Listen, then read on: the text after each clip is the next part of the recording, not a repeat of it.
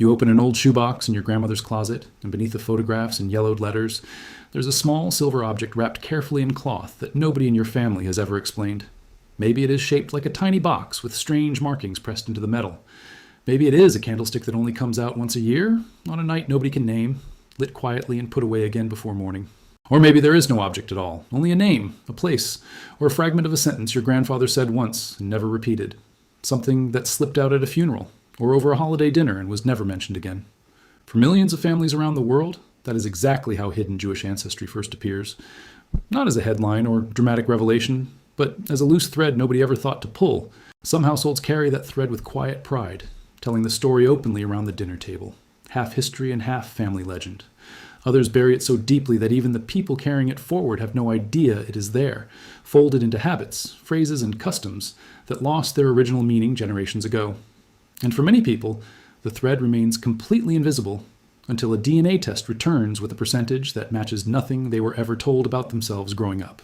A viewer wrote to me last month describing exactly that kind of moment. She said her grandfather used to light a candle every Friday night, alone in the garage where nobody else went, and he would never explain why, no matter how many times she asked him as a child. By the time she was old enough to ask him seriously, as an adult with real curiosity, rather than a child's passing interest, he was already gone, and the answer had gone with him. That message stayed with me for weeks, genuinely, and it is a major reason I wanted to make this video. So this one is for her, and for everyone else quietly turning the same unanswered question over in their mind at 2 a.m. A quick thank you, as always, to everyone supporting this channel through the Buy Me a Coffee link in the description below.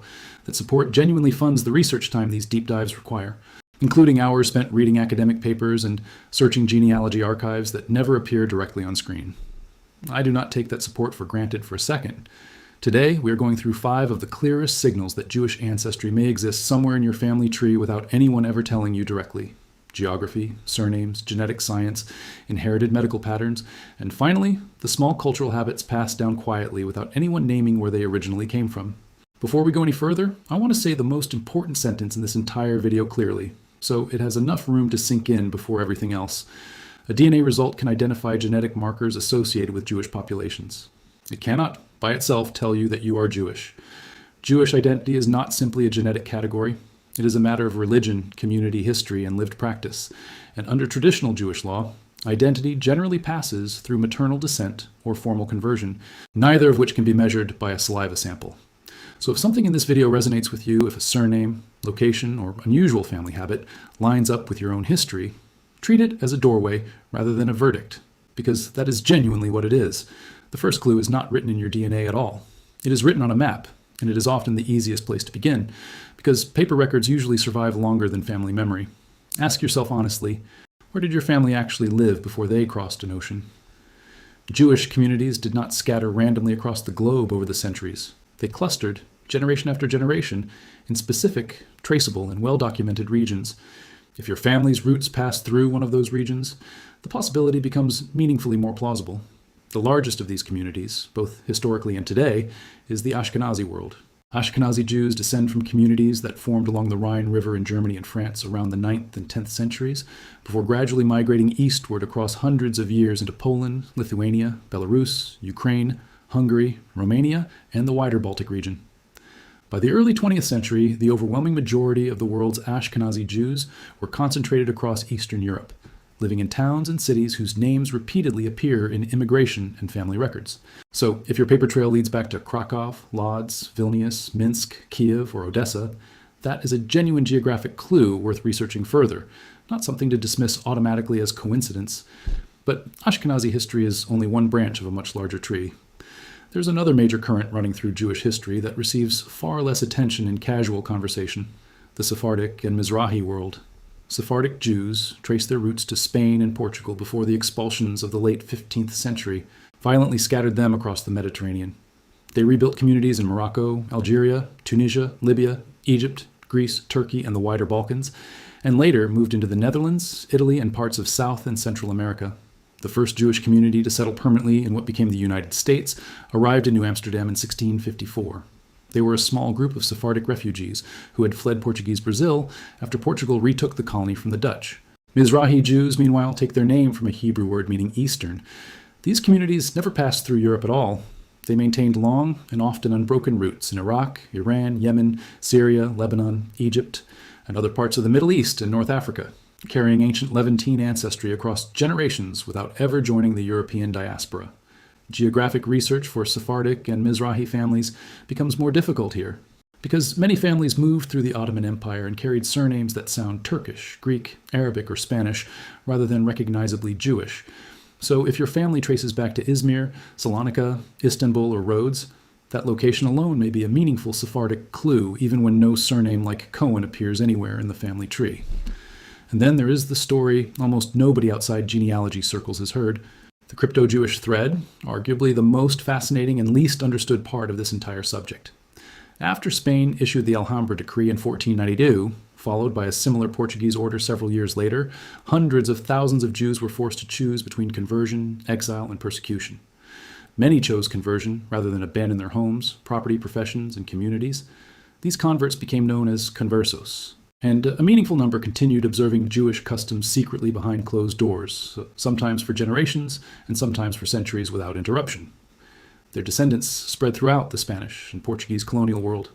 Researchers working in the American Southwest, especially in New Mexico, have spent decades documenting families who remained devoutly and unmistakably Catholic for 15 generations or longer, while still lighting candles on Friday nights, avoiding pork, and resting on Saturdays. In many cases, the families themselves could no longer explain why those habits existed. The practices had survived after the original meaning had disappeared. So if your family has deep roots in New Mexico, Texas, Arizona, or Colorado, and other clues discussed in this video also align, you may be looking at a crypto-Jewish family line hiding in plain sight. A line folded so deeply into ordinary Catholic family life that nobody ever thought to question it aloud. The second clue is your surname, and this one is considerably more complicated than most people assume when they first start looking. The most immediately recognizable Jewish surnames are the priestly ones, Cohen, Khan, and Levi or Levi, names that appear across nearly every branch of the diaspora. Cohen simply means priest in Hebrew, and according to Jewish tradition, the Kohanim are understood as the direct patrilineal descendants of Aaron, the brother of Moses. That tradition runs deep enough that geneticists in the late 1990s identified a specific Y chromosome pattern known as the Cohen modal haplotype. It appears at unusually high frequency among men carrying priestly surnames, regardless of where their families eventually settled around the world. It remains one of the more striking examples in population genetics of an oral tradition passed down for thousands of years, appearing to align with measurable genetic data. But surnames become far more complicated than a simple checklist the moment you begin digging deeper. Most Jewish families across Europe did not have fixed hereditary surnames until surprisingly late, often not until the late 1700s or early 1800s. Permanent family names were frequently imposed by emperors and governments for practical purposes, such as taxation, population tracking, and military conscription. The Austrian Empire mandated German-sounding surnames in 1787. Prussia followed with a similar decree in 1812, and the Russian Empire introduced comparable requirements later still. That process often produced names reflecting the local language and administrative system, rather than anything uniquely or obviously Jewish.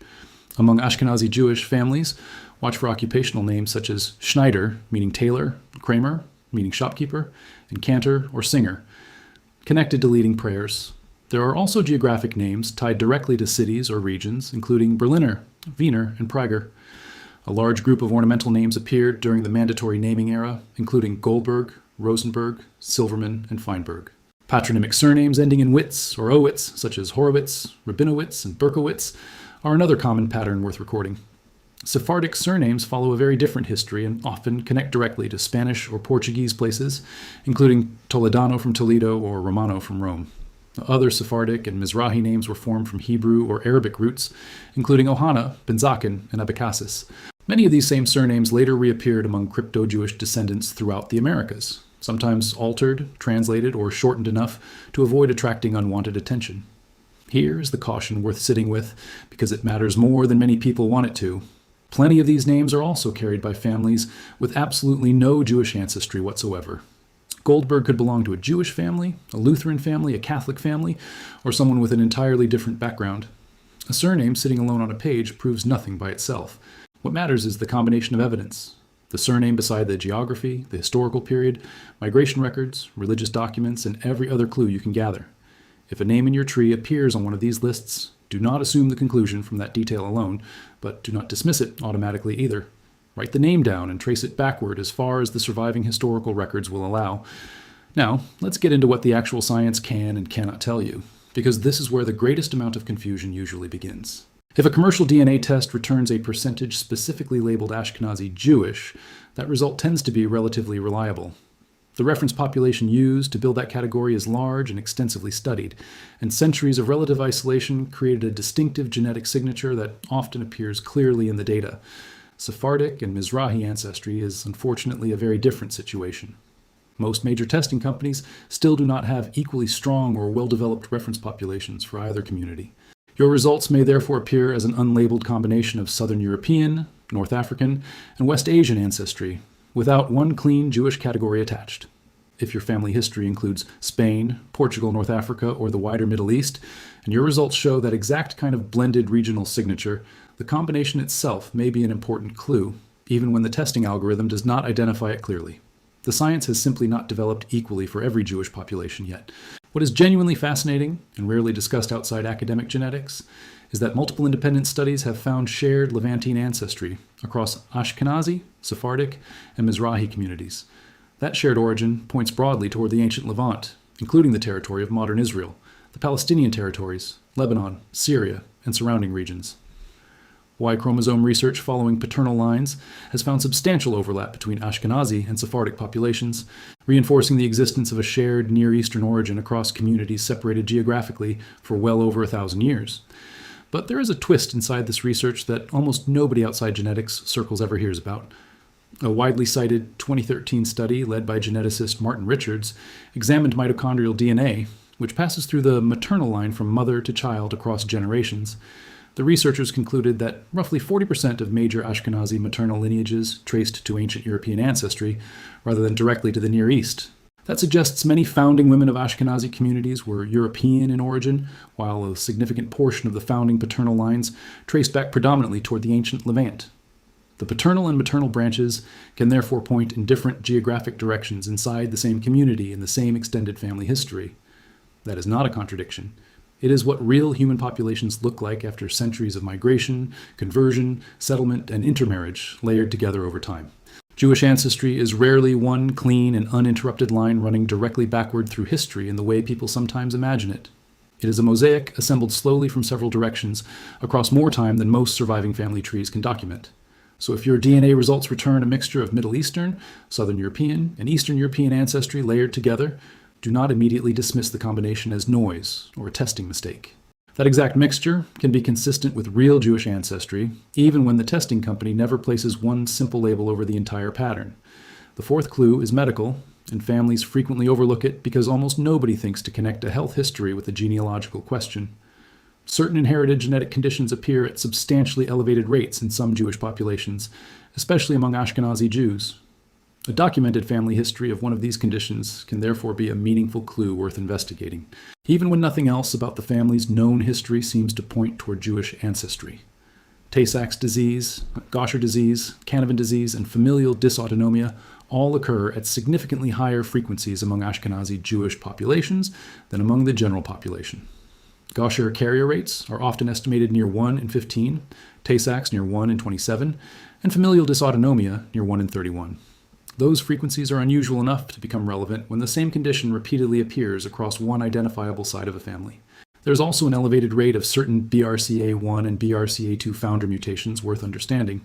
Approximately 1 in 40 Ashkenazi Jews carries one of several common founder mutations, compared with roughly 1 in 250 people in the broader population. Some estimates place relevant mutation rates among Sephardic Jewish populations closer to 1 in 140. Although prevalence varies considerably by community and specific ancestry. These mutations can substantially increase lifetime risks for breast, ovarian, prostate, pancreatic, and certain other cancers across several generations of one family line. If one of these conditions repeatedly clusters among relatives on the same branch of your tree rather than appearing randomly across unrelated sides, that pattern is genuinely worth discussing with a qualified genetic counselor. A counselor can help distinguish between a meaningful inherited pattern and a coincidence that only appears significant when viewed without proper medical context. But the limits matter just as much as the clue itself. The absence of these conditions tells you nothing conclusive about whether Jewish ancestry is present. Many people with completely genuine and well-documented Jewish ancestry carry none of these mutations or inherited conditions. And the presence of one does not prove Jewish ancestry either, because every condition mentioned here can occur in other populations as well, only at different frequencies. The fifth and final clue is the quiet one, arguably the hardest to notice and the easiest to lose forever. The small cultural fragments nobody in the family ever bothered or ever dared to explain. During the Spanish and Portuguese Inquisitions, hundreds of thousands of Jews converted under direct threat of death or exile, and continued practicing quietly in secret, sometimes for generations without interruption. Their descendants eventually scattered across the Americas, carrying fragments of those traditions long after the original meaning behind them had faded into ordinary family habit. In New Mexico specifically, state historian Stanley Hordes spent years during the 1980s collecting stories from devoutly Catholic Hispano families who lit candles on Friday nights and avoided pork for reasons nobody in the family could fully explain. Over the course of his research, he came to believe that some of these customs represented surviving echoes of crypto-Jewish practice, passed down quietly and sometimes unknowingly across many centuries. So ask your older relatives directly while you still can, because these details often disappear the moment the people carrying them are gone. Did anyone light candles on Friday evenings without a clear reason attached to the practice? Did the family avoid pork or shellfish even though nobody ever offered a religious explanation for why? Did anyone cover mirrors after a death in the family or tear a small piece of clothing during mourning? Rituals that closely resemble traditional Jewish mourning customs? Was there a quiet, unspoken habit of avoiding work on Saturdays? Even inside a family that otherwise attended church faithfully every Sunday? Was an old nickname like Cohen or Levy ever attached to somebody in the family, with nobody able to explain where it originally came from? None of these details proves anything when considered entirely on its own, and every one of them could have a completely unrelated explanation. But when several appear together inside the same family, layered on top of a surname, a region, a migration history, or genetic evidence, they become meaningful clues. And sometimes they are the only clues still standing after centuries of deliberate and necessary silence. I keep returning to a story one viewer shared with me some time ago about a great-grandmother who used to say only, "We kept the old ways quietly," and never once explained what she meant. Years later, a DNA test taken by another member of that family showed a clear Sephardic signal. Slowly, piece by piece, the family concluded that they descended from conversos who crossed the Atlantic generations earlier and never fully stopped in small and almost invisible ways being who they had always been underneath.